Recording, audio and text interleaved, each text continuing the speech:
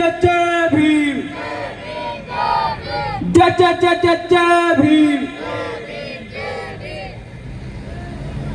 सम्मानित साथियों, बाड़मेर, जैसलमेर, बालोतरा लोकसभा से निर्दलीय प्रत्याशी मान्यवर ताराराम जी मीणा हमारे बीच में प्रत्याशी के रूप में हमारे सबके हितों की लड़ाई लड़ने के लिए चुनाव लड़ रहे हैं। आप तमाम SC ST OBC व माइनॉरिटी के भाई बंधु मीणा साहब का साथ सहयोग भरपूर निभा रहे हैं। आप सभी का बहुत बहुत आभार। साथियों,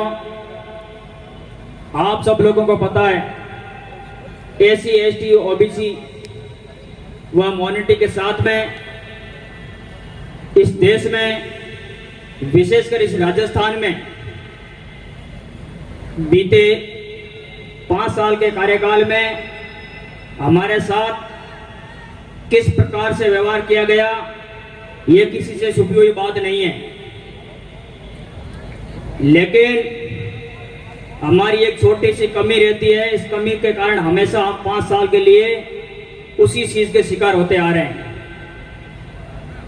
वो हमारी कमी ये है कि जब चुनाव आता है उस समय हम हमारे जो मत का जो अधिकार होता है उनका सही से प्रयोग नहीं करते।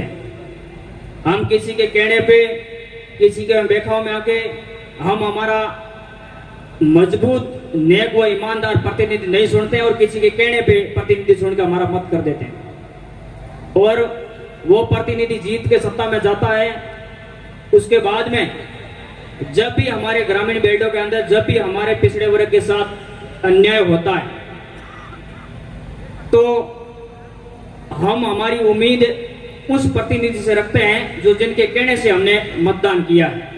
हम उन तक पहुंचते हैं और उनसे अपील करते हैं कि हमारे साथ इस प्रकार की घटना घटित हो रही है, आप एक छोटा सा प्रशासनिक अधिकारियों को फोन करके सूचित करवा दे, हमें न्याय मिल जाएगा। लेकिन हमारी वो इतनी भी मदद नहीं होती है। तो विकास तो बहुत दूर की बात है, घटना तो बहुत कुछ हमारे बीच में है।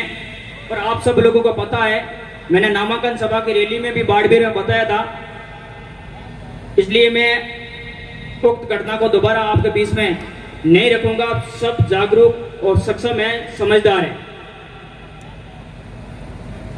हमारे बीच में ताराराम जी मीणा निर्दलीय के रूप में ही क्यों चुने गए?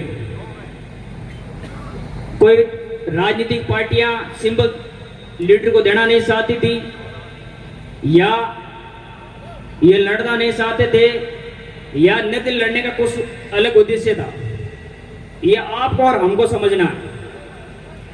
साथियों, मैं आपका अपना भाई सामाजिक संगठनों में हमेशा बाड़मेर जिले में जिला अध्यक्ष की पोस्ट पे रहा हूं। और जब भी मैं सामाजिक संगठनों से मैंने मेरे समाज के दबे कुचले पीड़ितों की आवाज मेरे से जितना हुआ मैंने भरपूर उठाई। लेकिन पीड़ितों को न्याय मिला, बहुत लंबा प्रयास करने के बाद न्याय मिला। वो क्यों हुआ? क्योंकि हम सत्ता के अंदर मजबूत नहीं थे। हमारा भाई हो सकता है सत्ता में, लेकिन वो हमारा हितैषी नहीं था। इस कारण से हमारी है जो भी पीड़ित परिवार था उनको समय पे न्याय नहीं मिला। साथियों, आप सब लोगों को पता है कि हमारे किसी भी भाई के साथ में जातिगत शब्दों से हो या किसी भी प्रकार से हमारे भाई के ऊपर अगर कोई अटैक कर लेता है, उसके ऊपर कोई मारपीट कर देता है या जुल्म कर देता है, तो हमारा अनुसूचित जाति का, जनजाति और अनुसूचित जाति का अगर कोई व्यक्ति अपने घर से उठ के थाने तक जाता है तो उसकी समय पर FIR तक दर्ज नहीं होती है। ये बात सही है या नहीं? आप इतने साथी पंडाल में बैठे, आप एक बार हाथ खड़ा करके बताएं। कुल मिला के लगता है कि हम सब इस पीड़ा से गुजर चुके हैं और दर दर की ठोकरें खा रहे हैं। तो साथियों, अब इस बार ऐसा नहीं होना चाहिए कि हमें 5 साल और दर दर की ठोकरें खानी पड़े। इसलिए हम मजबूत है और ये मजबूती पार्लियामेंट में, विधानसभा में हमारी आवाज मजबूती से आगे चैनलों के माध्यम से उठाई नहीं गई। इसके कारण हमारा साथी ताराराम मीणा है वो किसी मीडिया में अलर्ट नहीं हो पाया, केवल हमारे तबीस में ही रह पाया। तो आज हमारा कर्तव्य बनता है कि हम एक एक मत से हमारे इस लीडर को, जैसे बांसवाड़ा विधानसभा से रोहित भाई आदिवासी चुनाव लड़ रहा है, आप सबने एकता देखी होगी, सारे नेताओं को हवा निकल गई है, दिल्ली से लगाकर पूरे राजस्थान तक हवा निकल गई है। ये एकता हमारे इस बाड़मेर जैसलमेर लोकसभा से हमको दिखानी है, तब जाके हमारी पहचान बनेगी और हमारे ऊपर हो रहे जुल्म भी कम हो गए और हमें न्याय भी मिलेगा। साथियों, आपको मैं एक छोटी सी एक घटना हमारे यहाँ बाड़मेर बालोतरा जिले की बताता हूँ। बालोतरा जिले के अंदर एक पुलिस थाना पसपदरा है। पुलिस थाना पसपदरा के हल्के में पसपदरा के निवासी है जो कन्नाराम जाति मेघवाल है। उनकी एक पुत्री है जिनकी उम्र 17 साल है। वो घर से किसी काम से बाजार गई और बच्ची का किडनैप हो गया। वो 24 जनवरी 2024 को वो बच्ची लापता हुई। आज दिन तक वो बच्ची उस परिवार को नहीं मिली। परिवार न्याय की ठोकरें खा रहा है, दर दर की ठोकरें खा रहा है। उस परिवार को न्याय नहीं मिल रहा है। वो पुरऊ के एमएलए मदन प्रजापत से भी मिले, वर्तमान एमएलए अरुण चौधरी से भी मिले और पुलिस कमिश्नर से भी मिले और उस परिवार की आवाज उठाने के लिए पुलिस कमिश्नर व जिला कलेक्टर में भी इस बहुजन समाज पार्टी के बैनर तले भी प्रशासनिक अधिकारियों से मिला, लेकिन मुझे आश्वासन दिया कि कार्रवाई हो जाएगी और हम तलाश में लगे हुए हैं। साथियों, आज अप्रैल चल रहा है, जनवरी में हमारी बेटी, हमारी बहन घर से गायब हुई और आज दिन तक उस परिवार को वो बेटी नहीं मिली। तो आप खुद सोच लीजिए, अगर इस जगह किसी दूसरी कैटेगरी की कोई बच्ची गायब होती तो कितना टाइम लगता है उस बच्ची को ढूंढने में। आप खुद अंदाज लगा लीजिए, ऐसी किसी बहन बेटी के साथ और घटनाएं घटित ना हो, इस पर आप गौर कीजिए। और अगर इस चीज पर फोकस करना है तो हमें हमारा प्रतिनिधि मजबूत सुनना पड़ेगा और वो हमारी आवाज दमकत के साथ भारतीय संविधान के दायरे में लेकर उठाएगा तो हमें न्याय मिलेगा। साथियों, मेरा आपसे बस एक अंतिम निवेदन यही रहेगा कि आपसे हो सके तो हर पीड़ित की आप आवाज उठाए। आपसे जितना हो सके हमारे समाज के साथी को जागरूक करने में अपना समय लगाए, चाहे पैसे जेब से लगाना पड़े, चाहे पसीना बहाना पड़े, कुछ भी करना पड़े, आप संघर्ष करें, समाज को जगाने का काम करें। सामान्य साथियों के बीच में बस कम समय लूंगा, बस आपसे मेरा यही निवेदन रहेगा, आप अपने भाई की बात को सुना, आपने भाई का हौसला बढ़ाया, मैं आपका हमेशा आभारी रहूंगा। आपका अपना भाई दीपक बरवड़ हमेशा आपके साथ रहेगा। मेरे लायक समाज के लिए कभी भी किसी भी समय जरूरत पड़े तो समाज मुझे आधी रात को पुकारेगी तो ताराराम मीणा बन के आपके बीच में पहुंचूंगा, हमेशा आपकी आवाज उठाऊंगा। धन्यवाद साथियों, आप जरूर अपने भाई के साथ जुड़े। मेरा और साथ सहयोग से 10 दिन के लिए पूरा ताराराम जी मीणा के लिए दिन रात एक करूंगा और फील्ड में जाऊंगा और पूरे प्रचार करूंगा मीणा साहब को विजय बनाने के लिए। धन्यवाद साथियों, जय भीम, जय संविधान, जय आदिवासी, जय जवाहर। फिर मिलते हैं। की जनता पीड़ित इन पार्टियों से, खास करके कांग्रेस और बीजेपी से। 5 साल बीजेपी राज करती है, 5 साल कांग्रेस राज करती है। इन राज करने की प्रणाली से हम सभी लोग, खास करके वंचित समाज से आने वाले हम लोग, इन पार्टियों के चंगुल में इतने फंस चुके हैं कि ताराराम मीणा जैसे दमदार आदमी ने इस बार अपना सर खड़ा किया है कि आइए आपको इस चंगुल से बाहर निकालेंगे और आप सब लोग हमारा साथ दीजिए, सहयोग कीजिए। इस लोकतांत्रिक प्रणाली में हम लोग भी अपनी हिस्सेदारी, अपनी मजबूती दर्ज कराएंगे। इसलिए हम लोगों का फर्ज बनता है कि आदरणीय ताराराम जी मीणा के साथ मिलकर जो पार्टी पक्ष चल रहा है पिछले कई सालों से, इस पार्टी पक्ष को खत्म करके वास्तविक लोकतंत्र प्रणाली है उनको जिंदा करने में हम अपनी सहभागिता निभाएं, अपनी आवाज को बुलंद करें। क्योंकि अगर आज हम लोगों ने अपनी आवाज बुलंद नहीं की, आज अगर हमने ताराराम जी का साथ नहीं दिया तो आने वाली पीढ़ियां हम लोगों को कोसेगी, कि आपके हक अधिकार के लिए, आपके स्वाभिमान के लिए, आपकी अस्तित्व की लड़ाई लड़ने के लिए ताराराम मीणा जैसा व्यक्ति आपके समाज में पैदा हुआ और आप लोग उस टाइम समाज के विपरीत जाकर उनका साथ दे रहे थे।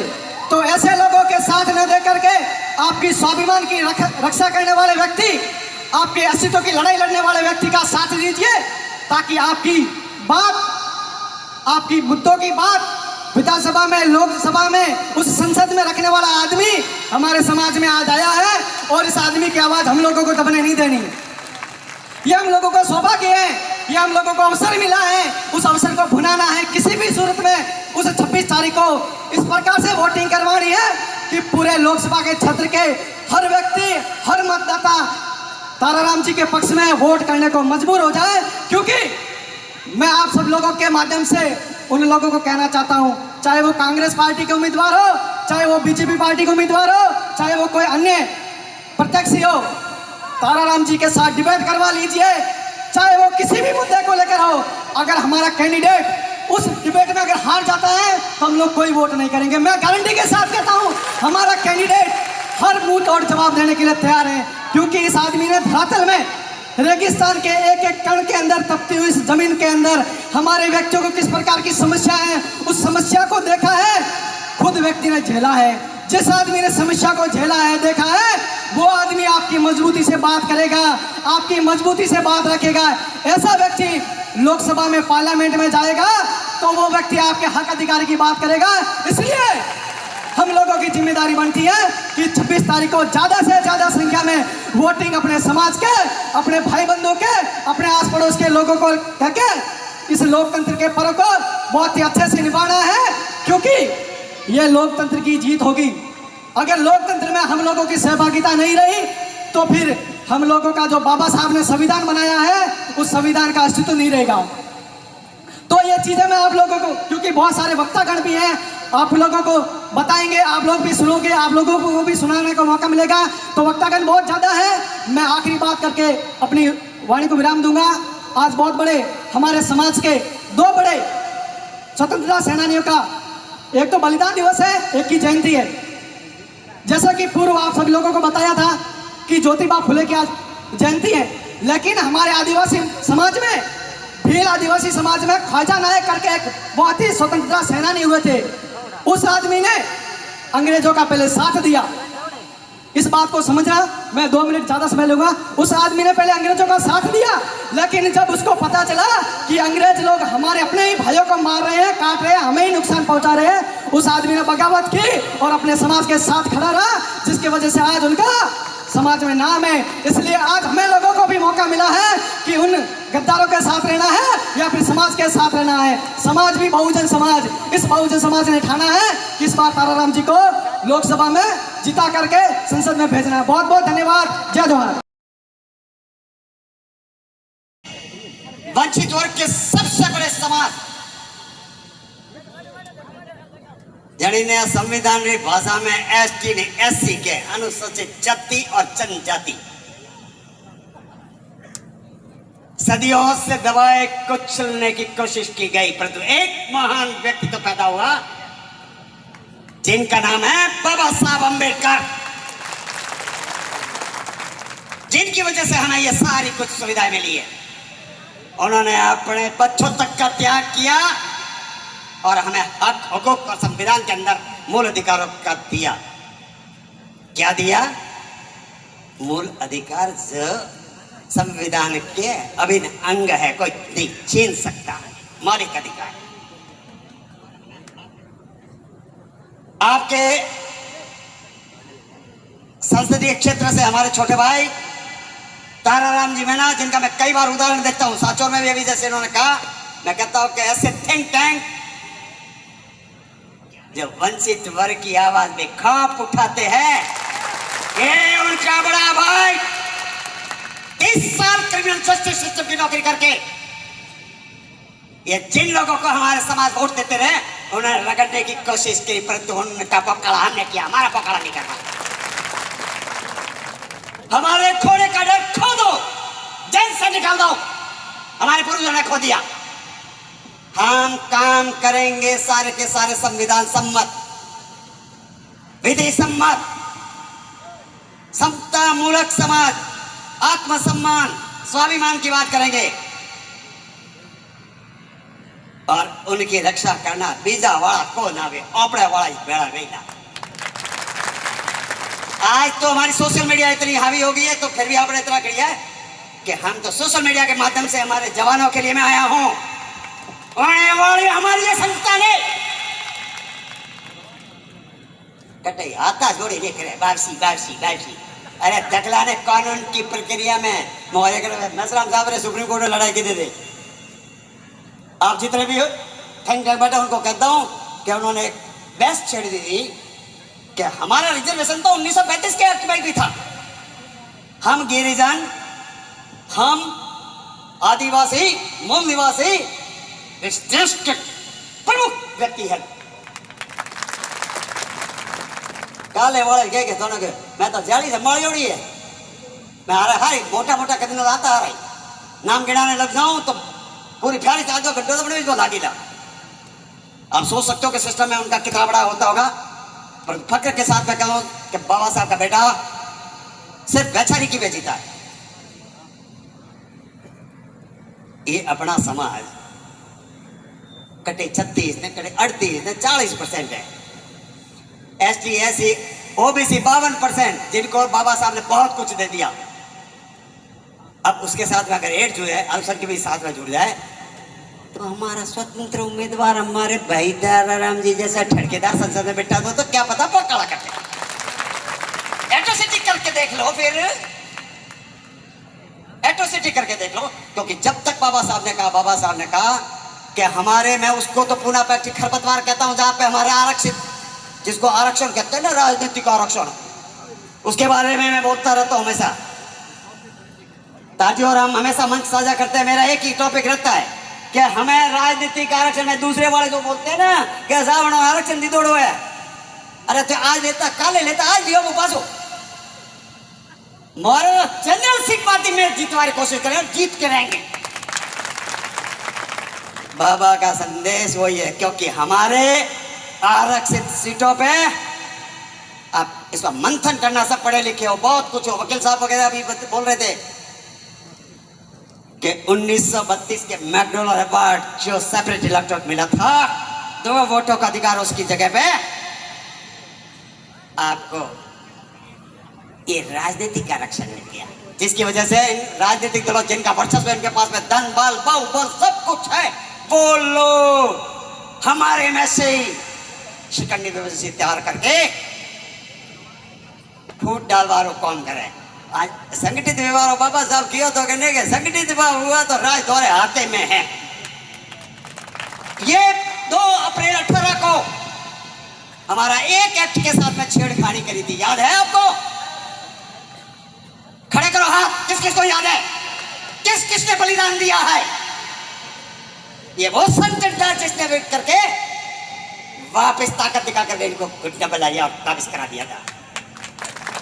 और मैं थोड़ा सा अपना योगदान भी दे दो जो कोई और नहीं कह पाएगा ना, वकील साहब भी बात में कहते रहेंगे।